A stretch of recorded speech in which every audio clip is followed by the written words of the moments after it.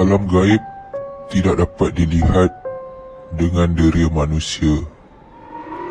Walaupun terdapat segelintir manusia yang mengaku memiliki deria yang cukup kuat sehinggakan dapat melihat dan berhubung dengan alam gaib.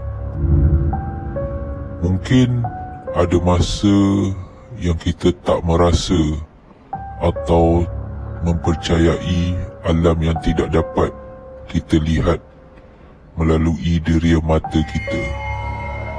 Tetapi kita tidak dapat menafikan yang kita sebenarnya berkongsi alam dengan makhluk yang seringkali disebut sebagai hantu.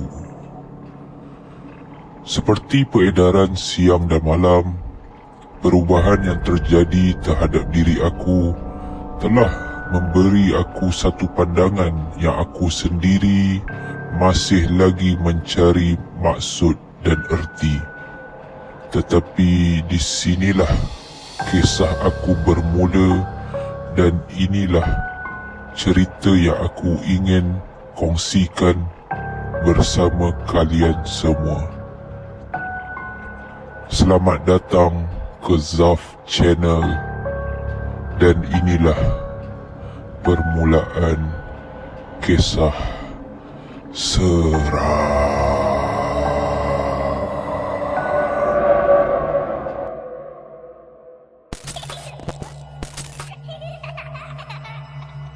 Izian. Nama dia Izian. Kira time sekolah dulu dia kira aku punya crush lah.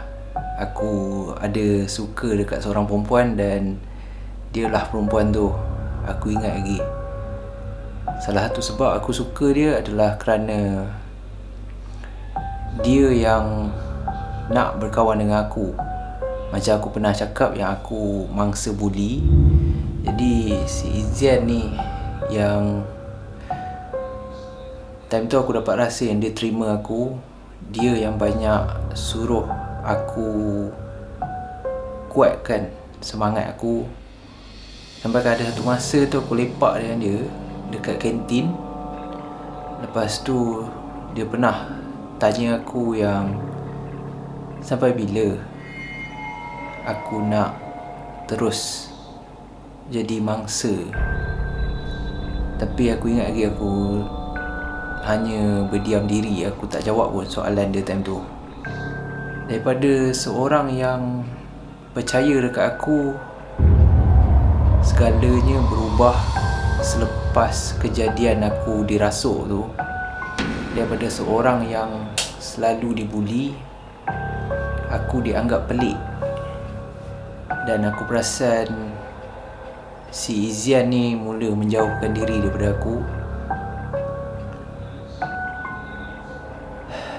Kalau korang pernah dengar, dulu ada satu permainan yang budak sekolah suka main yang dipanggil Spirit of the Coin. Spirit of the Coin ni aku boleh cakap kalau orang putih dia selalunya ada papan Ouija board, di mana papan tu dikira untuk ritual tu. Tapi kalau budak sekolah main, kita akan tulis dekat kertas. Jadi kejadian ni berlaku, aku ingat lagi, adalah hari yang dah hampir dengan hari kantin. Aku tak tahulah sekolah korang sekarang ada hari kantin ke tak. Tapi kita suka lah, tak sabar. Especially aku tak sabar hari kantin. Sebab bila hari kantin lah aku rasa aku jarang dibuli. Sebabkan ramai orang, sebabkan ada ibu bapa juga. Spirit of the Coin ni adalah satu permainan yang syirik sebenarnya. Tetapi bila zaman dulu kita budak-budak kan, kita tak tahu pun apa benda yang boleh dimain, apa benda yang tak boleh dimain. Dia adalah satu permainan di mana kita akan memuja apa sahaja jin ataupun makhluk yang ada di kawasan sekitar tu dan kita akan tulis huruf daripada A sampai Z dan juga nombor daripada nombor 1 dan 10. Dan dia memerlukan duit shilling dan juga 2 orang pemain. Benda ni jadi time tu sewaktu aku dekat dalam kelas, duduk seorang-seorang, tak ada kawan. Dan time tu sambil aku perhatikan crush aku, si Izian ni, duduk bersama lagi 2 orang member dia di belakang aku. Dan time tu sebabkan hari kantin dah dekat, jadi masing-masing yang ada tugas mulalah busy membuat persiapan. Dan aku ingat lagi, time tu aku duduk sorang-sorang sambil aku perhatikan Izian ni. Aku perasan yang rupanya si Izian bersama 2 lagi kawan dia tengah bermain Spirit of the Coin. Sambil aku duduk perhatikan diorang, aku dengarlah antara diorang bertiga gelak-gelak dan diorang pun mulakan permainan dengan ketiga-tiga diorang bersama-sama cakap ayat, ataupun aku boleh cakap seru benda tu dengan berkata ataupun bercakap, Spirit of the coin, come here. Dan diorang gunakan duit shilling dan diorang bertiga sentuh duit shilling tu yang berada di atas kertas yang diorang lukis sendiri. Dan diorang start tanya bermacam-macam soalan. Siapa? Kenapa? Berapa banyak ataupun berapa ramai yang ada dekat dalam kelas? Walaupun time tu siang, waktu pukul 2 macam tu, 2 petang macam tu, tetapi makin lama diorang mengeluarkan soalan demi soalan, aku yang tengok ni mula rasakan sesuatu yang tak baik. Dan tu aku dah mula dapat rasa sesuatu yang tak baik. Dan tiba-tiba salah seorang diorang lepaskan duit tu. Diorang bertiga gelak. Kawan dia cakap, macam bodoh sia game ni, tak ada apa pun. Kita soal pun macam tak ada apa, tak ada soal, tak ada jawapan. Aku rasa mengarut lah game ni. Tapi apa yang diorang tak sedar adalah aku yang dari tadi tengah tengok diorang main, dan aku tahu yang sebenarnya benda tu ada. Dan benda tu dah ada sejak diorang main dan sejak diorang gelak-gelak. Sebab time tu mata aku tertumpu di sudut paling belakang kelas, di hujung kelas. Aku nampak satu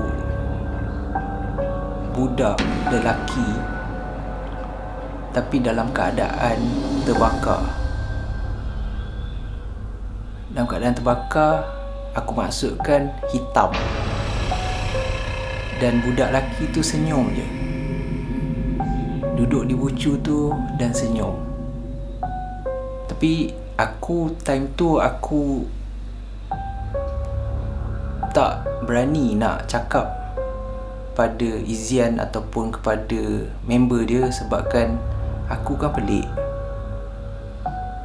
Aku kan orang tak suka.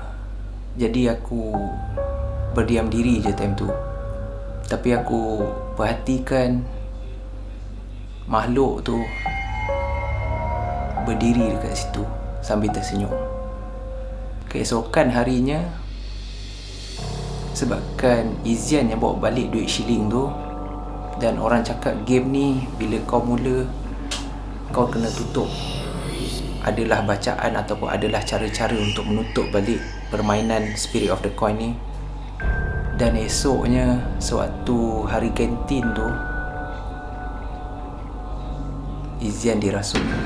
Dan aku sedih tengok keadaan dia, sebabkan budak lelaki semua perhatikan si Izian ni dalam keadaan meronta-ronta, dalam keadaan dia cabut tudung dia. Dan aku sedih terhadap diri aku sebabkan aku tahu apa yang jadi, tetapi aku ambil tindakan untuk berdiam diri. Sebabkan sekolah, sebabkan aku adalah salah seorang yang semua orang tahu budak pelik ataupun budak yang senang dibuli. Jadi ada lagi satu kejadian sebelum aku decide untuk berpindah sekolah, adalah sewaktu aku melintas di hadapan tandas, dan time tu aku nampak Ashraf, ataupun aku boleh panggil dia Acap, dan dialah yang selalu bully aku. Dan aku perasan yang dia tengah menunggu di luar tandas perempuan. Dan bila dia tengah menunggu tu dan dia perasan aku, dia pun panggil aku. Tapi aku dalam keadaan takut time tu. Adakah aku akan dibuli lagi? Adakah aku akan jadi bahan ejekan lagi? Dan sewaktu dia panggil aku, dia cakap dekat aku yang jangan bagi tahu sesiapa apa yang dia nak buat. Dan aku macam biasa, time tu aku tunduk, aku tak pandang pun dia sebabkan takut.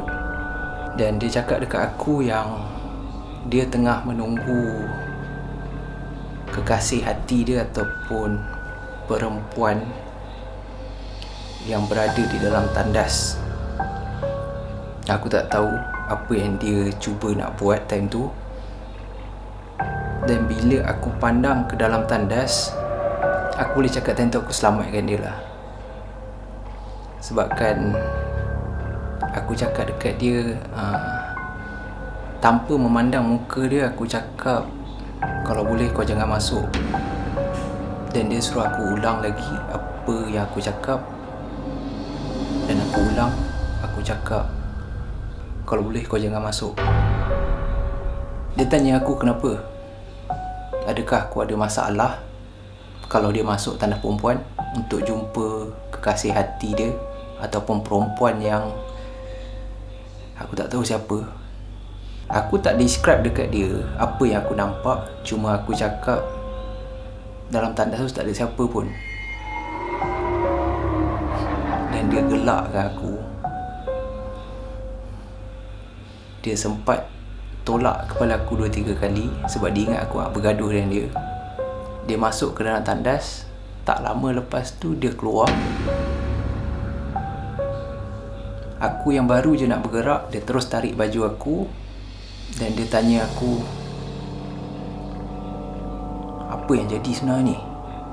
Kau cakap apa ni? Sebab dia terkejut. Sebab kan bila dia masuk dalam tandas tu, memang betul tak ada pun orang dalam tandas tu. Dan sejak kejadian tu lah, lagilah semua orang dah tahu yang aku boleh nampak, yang aku ni pelik, yang aku ni menakutkan bagi diorang. Jadi aku decide bila aku dapat tawaran berpindah ke sekolah teknik di Pahang, aku cepat-cepat ambil supaya aku boleh lari daripada Acap ataupun sesiapa je yang bully aku time tu. Dan kalau korang nak tahu apa yang aku nampak adalah, aku nampak perempuan berambut panjang sedang merangkak